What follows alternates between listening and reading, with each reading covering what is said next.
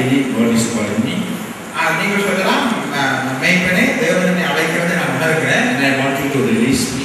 ஆகவே நீங்கள் என்னை இப்பொழுது விடும்படிக்கு நான் விரும்புகிறேன். With your blessing. உங்களுடைய ஆசீர்வாதத்தோடு என்னை இந்த பணிக்கு அனுப்பும்படிக்கு நான் விரும்புகிறேன். And I promise you I will never steal from you. ஆகவே நீங்கள் சொல்ல வேண்டியது நான் ஒரு பொழுதும் சபையில் இருந்து ஆளுகளை திருட மாட்டேன். But don't stand outside your own church and put some.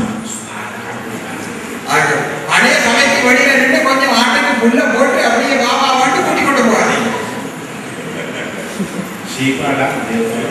இந்த மந்த வந்து முட்டா மந்த புல்லு கிடந்து அப்படியே போகும். That's not evidence of a call. அது தேவன் அழைத்த அழைப்பினுடைய சாட்சி அல்ல. அதுக்கு சாட்சி உத்தரவாதம் அல்ல. If God's hand is on your life, no one can stop you. தேவன் உங்களுடைய ஜீவியத்திலே அவர் கிரியை செய்கிறார் என்றால் ஒருவரும் அதை தடுத்து நிறுத்த முடியாது. Don't leave the right way, you will always carry offense with you. நீங்கள் சரியான விதத்திலே பிரிந்து போகாமல் விட்டால் எப்பொழுதும் உங்களுடைய இதயத்திலே குற்ற மனசாட்சியை நீங்கள் உணரக்கூடியவர்களாக இருப்பீர்கள். Whenever you forget the source of your authority and begin to believe it is yours, you move from responsibility into pride.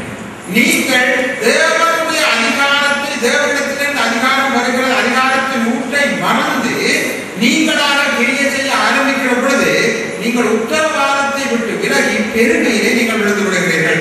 In the book of John chapter 19, யோவான் 19ஆம் அதிகாரம், let's read the portion of scripture, John chapter 19 verse 11. 11ஆம் வசனம். Jesus answered, you would have no power over me if it were not given to you from above. Therefore the one who handed me over to you is guilty. ஆகவே இயேசு சிவனமாய் சொன்னார், பரத்திலிருந்து உனக்கு அதிகாரம் அளிக்கப்படாவிட்டால் உன்னே எனக்கு ஒரு அதிகாரம் என்னே உனக்கு ஒரு அதிகாரமும் கிடையாது.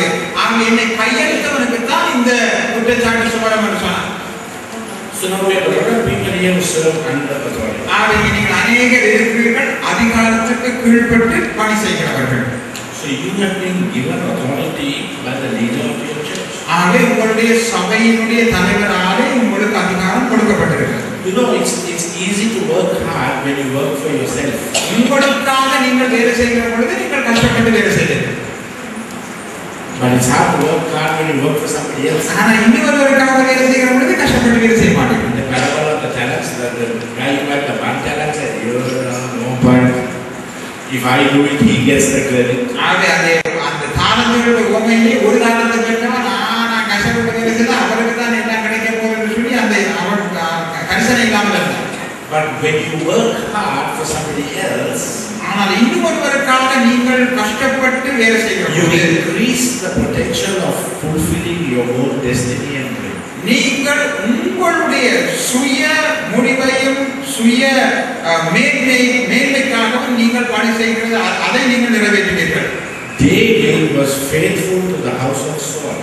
தாவீது சவுலுடைய வீட்டிலே எங்கும் உண்மையுள்ளவனாக இருந்தார். He could have killed Saul.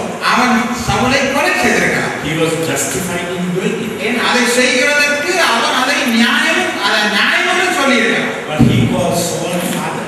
ஆனால் அவன் எப்பொழுதும் சவுலை தகப்பனே என்றுதான் அழைத்தான். And the only time God sent enemies against David was after he fell asleep. ஆகவே ஒரு தடவை அவர் சவுலுக்கு தாவீதுக்கு பின்பதாக எதிரிகளை தேவன் அனுப்பினார். இவர் இங்கே சரியான அதிகாரத்தை பயன்படுத்தார். When you serve faithfully in the church, God will vindicate you as a servant. நீங்கள் சபையிலே உண்மையுள்ளவர்களாய் பணி செய்கிற பொழுது தேவன் உங்களை தம்முடைய ஊழியக்காரன் என்று அவர் நிரூபிப்பார். And it's not easy. அது மிக இலகுவான காரியம் அல்ல. I've had to work under somebody. நான் இன்னொருவருக்கு கீழாக வேலை செய்ய வேண்டும். But I work faithfully. ஆனால் நான் அதை உண்மையுள்ளவனாக செய்கிறேன். And then in God's time, He opened doors of opportunity to give me a ministry of mine. அப்படி நான் உண்மையுள்ளவனாக இன்னொரு இடத்திலே பணி செய்கிற பொழுது தேவனுடைய நேரத்திலே தேவன் தம்முடைய விருப்பப்படி எங்களுக்கு சொந்தமாக ஒன்றை கொடுப்பார். You see, the problem with us is we look at everything somebody else says and we want it now without the hard work. நாங்கள் எப்பொழுதும் எங்களுடைய பிரச்சனை என்னவென்றால் இன்னொருவருடைய காரியத்தை நாங்கள் பார்த்து அதே போல எங்களுக்கு நேரிட வேண்டும் எந்தவித பிரயாசப்படாமல் இலகுவா எங்களுக்கு கிடைக்க வேண்டும் என்று நாங்கள் நினைக்கிறோம். I often have pastors tell me, you know, pastor, if you give us 5 million to build a big church, we can build a big church and the people will come.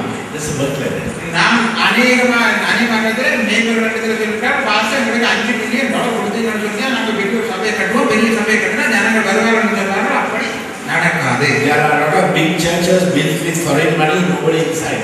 பிரச்சனை என்னன்னா அநேக வெளிநாட்டு காசுல பெரிய சபையை கட்டி இருக்கிறாங்க, உள்ளுக்கு ஜனங்கள். But if you build the people and work hard, the people will build the church. ஆனா நீங்கள் கஷ்டப்பட்டு பணி செய்து ஜனங்களை கட்டுவீர்களானால் ஜனங்கள் சபையை கட்டுவார்கள். A lot of people come out from Bible school one day with a BTH and not a big ministry the next day. நாங்க அநேகமானவர்கள் வேதாகம பாடசாலையில இருந்து அதாவது BTH பட்டத்தோடு வருவார்கள், அடுத்த நாளைக்கு அவர்களுக்கு பெரிய ஊழியம் தேவை. The focus is on the degree, not on people. அங்கே அவர்களுடைய குவிய பார்வையானது அவர்களுக்கு இருக்கிற பட்டத்திலே இருக்கிறது தவிர ஜனங்களுக்கு மேலே இல்லை. Ministry is about people. ஊழியம் என்று சொல்லுகிற பொழுது அது எப்பொழுதும் ஜனங்கள். And faithfulness to what God has placed in your hands. உங்களுடைய கரத்திலே தேவன் கொடுத்திருக்கிற காரியமானது உண்மை உள்ள தன்மை. Authority is a responsibility, not a right. ஆகவே அதிகாரம் உங்களுக்கு அளிக்கப்பட்டிருக்கிற பொறுப்பும் உத்தரவாதமும் அது உங்களுக்கு அளிக்கப்பட்டிருக்கிற சலாக்கியம் அல்ல.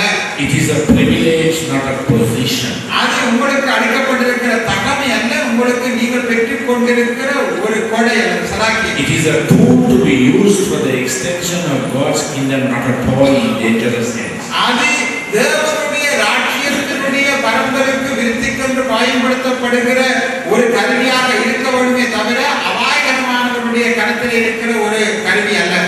David is 15 years old, 15 plus. தாவீது 15 வயதுள்ளவனாகிறான். He is anointed as the greatest king of Israel. அவன் இஸ்ரவேலுடைய பெரிய ராஜாவாக அபிஷேகம் பண்ணப்பட்டான்.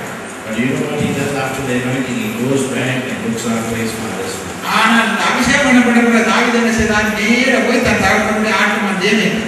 He's got the anointing, but he knows he doesn't have the authority. ஆனா அவனுக்கு தெரியும் அவன் அபிஷேகத்தை பெற்றிருக்கிறான், அதிகாரம் அளிக்கப்படவில்லை என்று அவனுக்கு It தெரியும். was still in his father's hands. அது இன்னும் அவனுடைய தகப்பனுடைய கருத்தில் தான் இருக்கு. You see a lot of young leaders today, they don't have anything today, not tomorrow. இன்றைக்கு அநேக இளந்தலைவர்கள் இருக்கிறார்கள், எல்லாம் இன்றைக்கு நாளைக்கு.